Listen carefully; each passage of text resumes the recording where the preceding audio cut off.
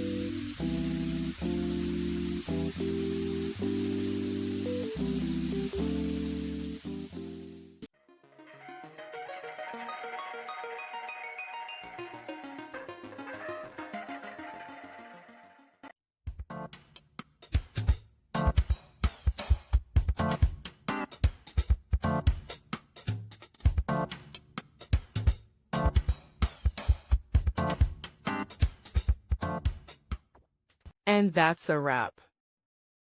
I hope you found the answer you were looking for. If you did, take a second to hit that subscribe button. It really helps out. And let me know in the comments which solution worked best for you. See you next time in the debug zone.